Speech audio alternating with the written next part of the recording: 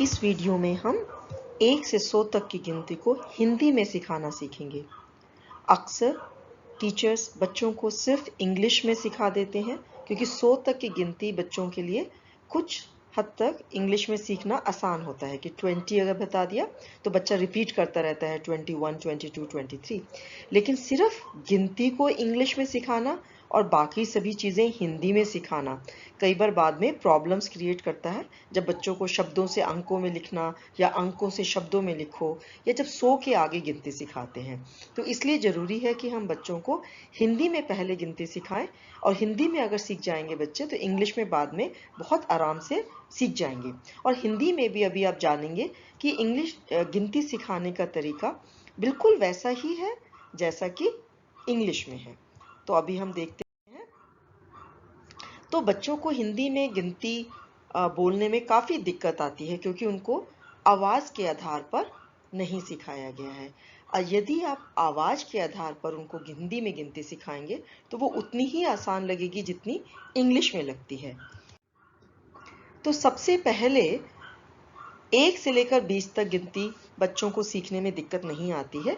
1 से लेकर 10, 11, 10 और 1 11, 10 और 2 12, 20 तक बच्चा पहुंच जाता है। अब उसके आगे दिक्कत शुरू होती है।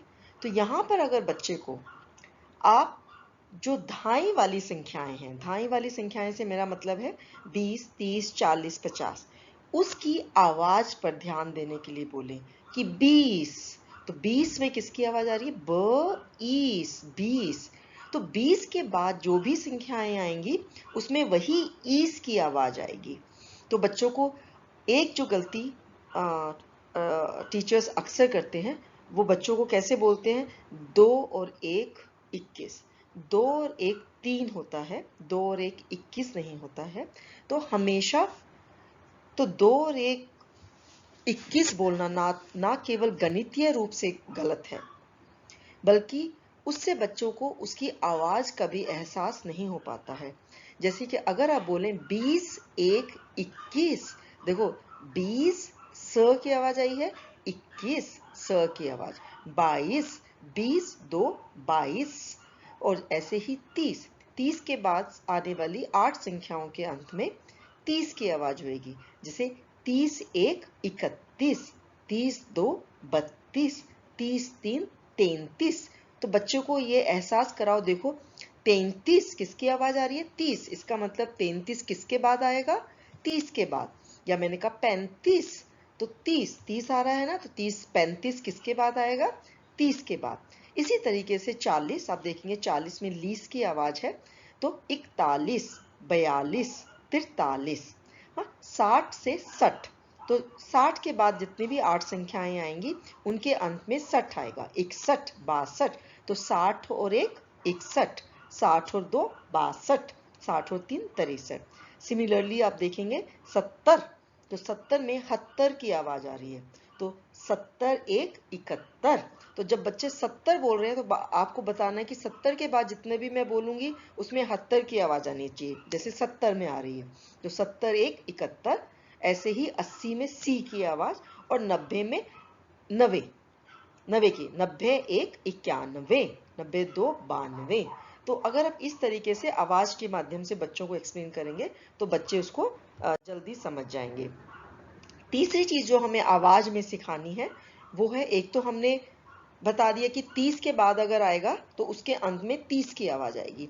दूसरी आपको कि इक का मतलब एक, तो 21 11 31 41, तो इक अगर आया है तो एक, और उसके बाद वाली संख्या से बच्चा ये बता देगा कि वो किसके बाद आ रहा है। जैसे कि मैंने कहा 31, तो 31 में इक आया है तो माने एक, और 30 है तो 30 1 31।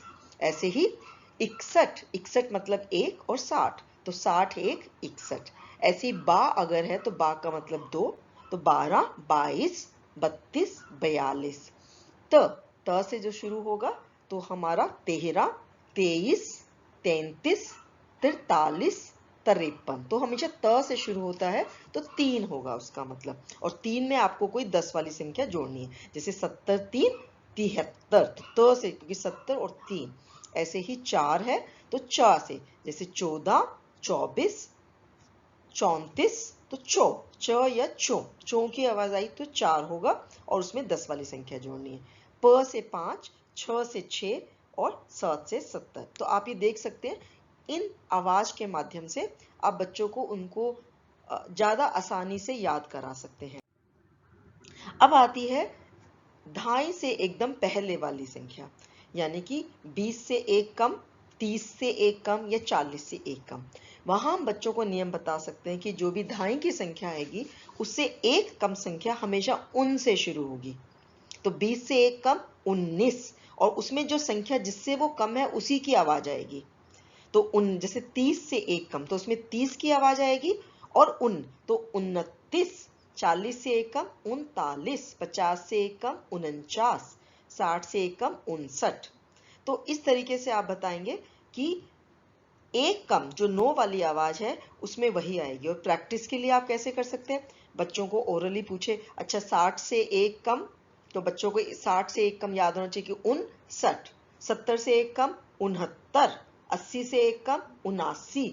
ये जो नियम टूटता है वो सिर्फ 90 वाले में टूटता है, तो उसमें 89 नहीं होता, क्योंकि 90 में पहले ही 90 की आवाज आती है तो वो जुड़ता नहीं है। तो बच्चों को याद रखना, देखो 79, लेकिन 90 से कम है तो इसलिए नी की आवाज है, तो 89, 89 मतलब 90 से कम। जबकि 79 क्योंकि उसमें 80 की आवाज आ रही है, उन है तो वो 80 से 1 कम है। तो इस तरीके से आवाज के माध्यम से आप बच्चों को हिंदी की गिनती भी उतनी ही आसानी से सिखा पाएंगे जितना आसानी से आप इंग्लिश का सिखा पाते हैं। Thank you.